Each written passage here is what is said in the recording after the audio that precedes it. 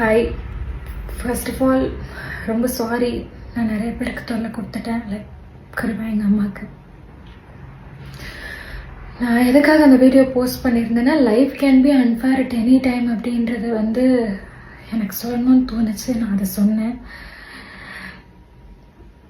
I'm happy that நிறைய பேர் எனக்கு கால்ஸ் மெசேஜஸ் எல்லாம் பண்ணியிருந்தீங்க. என்னென்னமோ நினச்சி பயந்து பண்ணியிருந்தீங்க. ரொம்ப பெரிய விஷயம், ரொம்ப சிம்பிளாக முடிஞ்சிடும்ன்ற மாதிரி தான் என்னோட இந்த ஒரு மாதம் கடந்து போச்சுன்னு நினைக்கிறேன். ஸோ ரொம்ப நன்றி. உங்கள் எல்லாரோட பிளெஸ்ஸிங்ஸ், உங்கள் எல்லாரோட ப்ளேயர்ஸ் எல்லாமே தான் என்னை இந்த அளவுக்கு திரும்ப ஸ்ட்ராங்காக கொண்டு வந்திருக்கு அப்படின்னு நான் நம்புகிறேன்.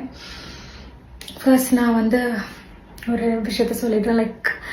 I'm all right, I'm recovered 75 to 80%. I'm recovered. திரும்ப உங்கள் எல்லாரையும் பார்ப்பேன், உங்கள் எல்லாரோடையும் இருப்பேன். எனக்கு தெரியல. தேங்க்யூங்க, ரொம்ப நன்றி. தேங்க்ஸ். 143 காதல் வைத்து காத்திருந்தேன் மாதிரியான வெப் சீரிஸில் நடித்தது மூலமாக பிரபலமானவங்க தான் நடிகை சாய்ரித்து. விஜய் டிவியில் முத்தழகு, தங்கமகள், பாண்டியன் ஸ்டோர்ஸ் 2 சீரியல்லாம் நடிச்சிருக்காங்க. இவங்க சமீபத்தில் அவங்களுக்கு உடல்நலம் சரியில்லாமல் இருக்கிறதாகவும் அதனால கொஞ்சம் பிரேக் எடுக்க போகிறதாகவும் கதறி அழுது பேசி வீடியோ ஒன்று வெளியிட்டிருந்தாங்க. ரெண்டாவது ஒரு நல்ல லைஃப் வேணும், நல்ல ஹெல்த் வேணும். நீங்கள் நல்லா இருந்தால் தான் உங்களால் நீங்கள் பண்ணக்கூடிய எல்லா விஷயத்தையும் அனுபவிக்க முடியும் அப்படிங்கிறத எனக்கு இந்த ஒரு 5 days காமிச்சிருக்கு. ஸோ